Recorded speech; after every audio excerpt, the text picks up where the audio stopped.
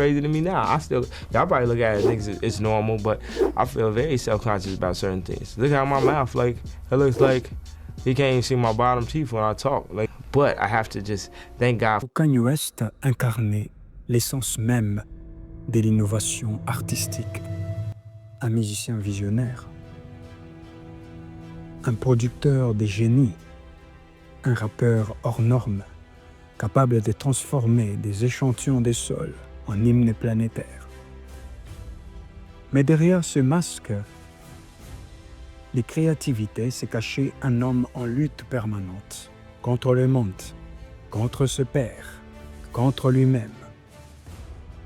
De ses débuts flamboyants à ses derniers dérapages, ravageur, Kanye West, ou Ye, comme il s'est fait appeler aujourd'hui, a suivi un parcours aussi fascinant que destructeur.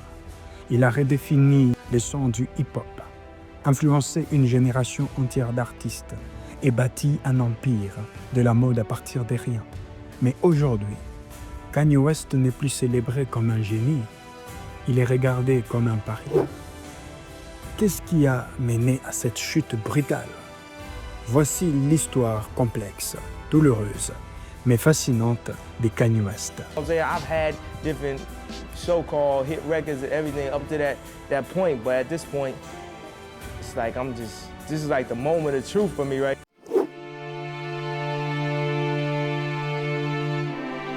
Kanye West naît en 1977 à Atlanta, en Géorgie, mais c'est à Chicago qu'il façonne son identité musicale. Dès ses premiers albums, The College Dropout 2004 et Late Registration 2005, Kanye West propose un nouveau souffle au hip-hop, des samples soul, des messages introspectifs, un ton plus réfléchi. Il refuse les clichés du gangsta rap et préfère parler de famille, de religion et d'éducation. Élevé par sa mère, Donda West, professeur d'anglais, son premier pilier, son monde. Dès l'enfance, Kanye West montre un amour rare pour la musique.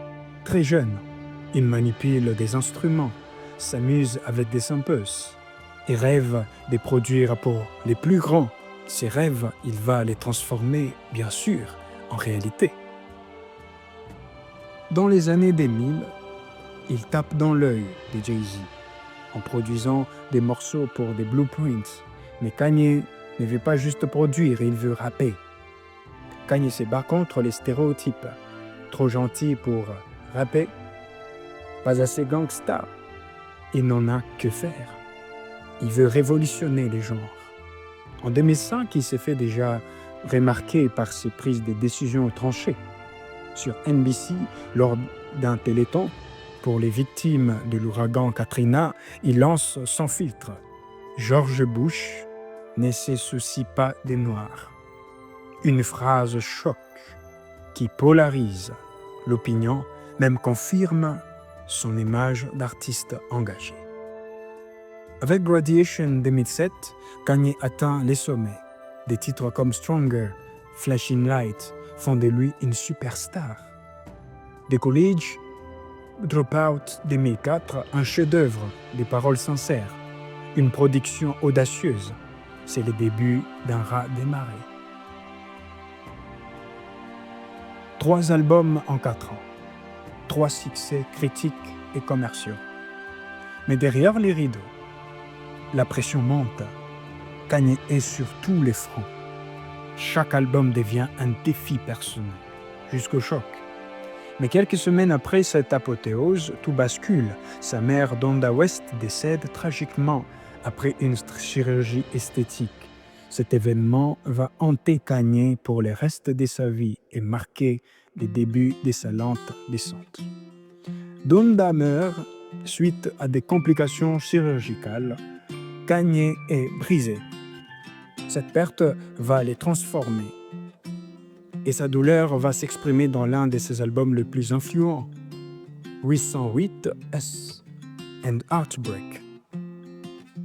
Un album très triste, glacé, autotuné, une nouvelle révolution sonore.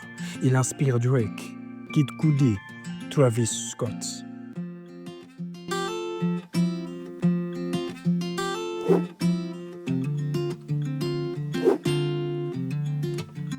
2008-2010. Dévasté par la perte de sa mère et sa rupture avec Alexis, Kanye s'enferme dans la solitude et la douleur. C'est de cette période noire qu'est né l'album Heartbreak 2008. Radical, minimaliste, mélancolique, il choque, il divise, mais il marque une rupture. Grâce à cet album, l'émotion entre dans les raps. Kanye ouvre la voie à une nouvelle génération d'artistes sensibles. Mais en 2009, lors du MTV Video Music Award, Kanye West sombre dans une nouvelle controverse. Ivre, il interrompt le discours de Taylor Swift. « Je suis content pour toi, Taylor. Mais Beyoncé avait l'une des meilleures vidéos de tous les temps. » L'incident fait le tour du monde. Même Barack Obama les traite des jacasses. Kanye devient une cible.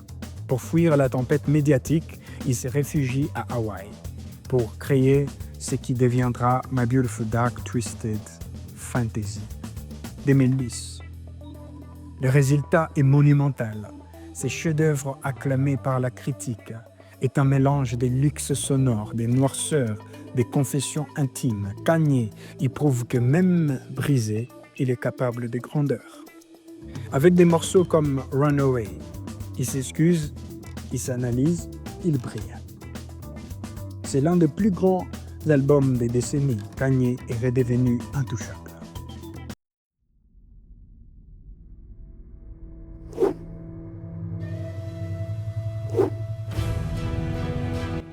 Au fil des années, Kanye se réinvente sans cesse avec Jesus. 2013, il clame « I am God ». Le temps est donné. Il n'est plus seulement un artiste, il veut se faire prophète, provocateur, démiurge. Il choque avec des clips dérangeants comme celui de Famous, où il montre des mannequins nus représentant des célébrités comme Donald Trump, Bill Cosby et Taylor Swift. En parallèle, il se lance dans la mode avec Yeezy. Sa collaboration avec Adidas, ses défilés deviennent des performances artistiques controversées. Kanye ne cherche plus l'amour du public, il veut marquer l'histoire, coûte que coûte. Kanye devient un designer avec Yeezy. Il entre dans la mode, bouscule les codes, collabore avec Adidas et s'impose. Mais il commence aussi à se positionner politiquement, provoque, fait scandale. Avec ses déclarations, il change de ton. Mais ses prises de position deviennent de plus en plus problématiques. En 2016, il soutient publiquement Donald Trump et arbore la casquette rouge « Make America Great Again ». Nombreux sont ceux qui ne comprennent pas, puis il annonce souffrir des troubles bipolaires. Son instabilité devient plus évidente. Sur Twitter, il part en croisade contre ses pairs, ses collaborateurs, l'industrie musicale. 2016, crise psychologique. Kanye est hospitalisé. Il annule sa tournée. Il parle de son soutien à Trump, porte la casquette rouge MAGA, choque l'industrie entière. Puis il affirme « Slavery was a choice ». Une phrase qui marque un point de non-retour. Même ses plus grands fans sont perdus. En 2019, il surprend tout le monde avec un album gospel, Jesus is King. Aucun jurant. Les références religieuses omniprésentes. Il semble vouloir renaître spirituellement, mais ce calme ne durera pas. 2 albums spirituels sobres. Il semble vouloir se recentrer, mais la stabilité est de courte durée. Il divorce de Kim Kardashian.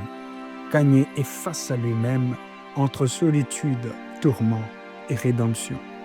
Divorce avec Kim Kardashian, problème de santé mentale, tentative de comeback artistique et spirituel, un homme en quête de paix mais perdu dans son monde.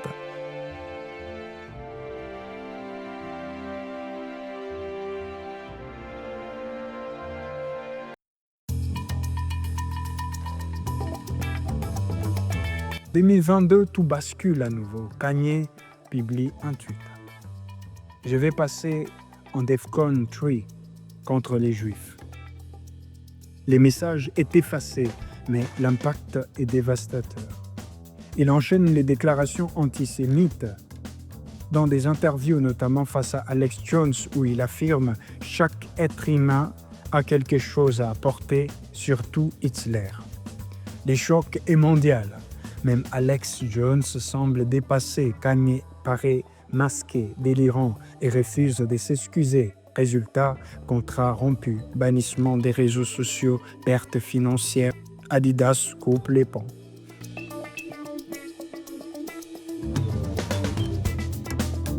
Mais Ye persiste en 2024, il lance un nouveau projet musical, la trilogie.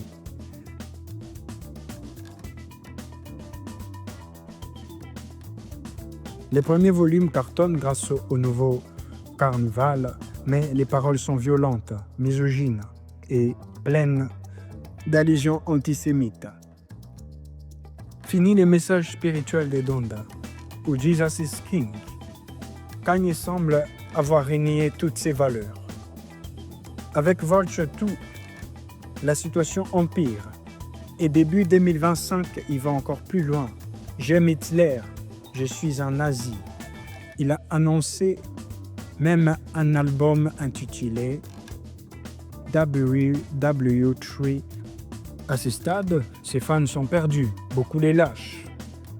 Les appels à son annulation se multiplient.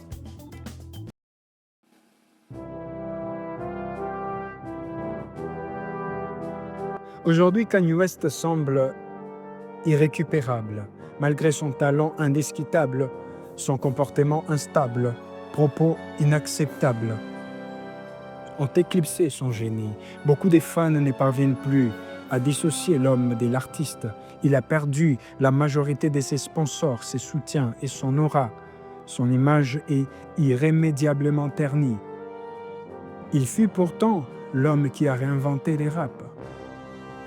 Moderniser la mode urbaine, libérer les émotions dans la musique. Mais cet homme est désormais isolé, incompris et dangereux pour lui-même.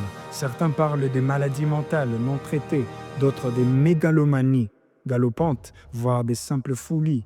Mais une chose est sûre, Kanye West n'est plus celui qu'il était.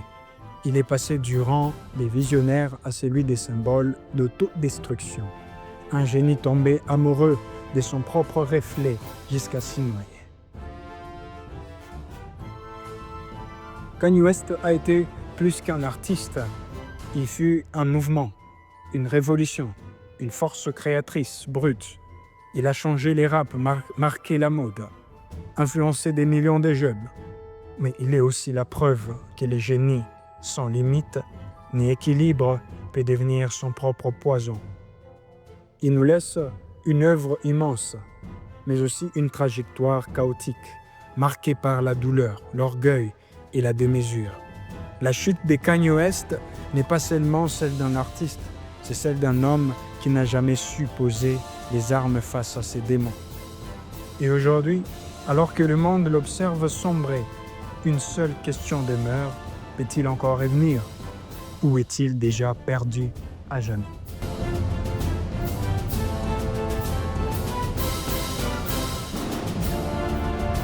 Les propos antisémites. Les conséquences immédiates. Perte de partenariat majeur. Réaction du monde artistique et des fans. Isolement progressif. Comportement erratique. Divorce.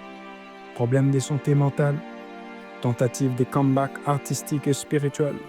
Un homme en quête de paix, mais perdu dans son monde.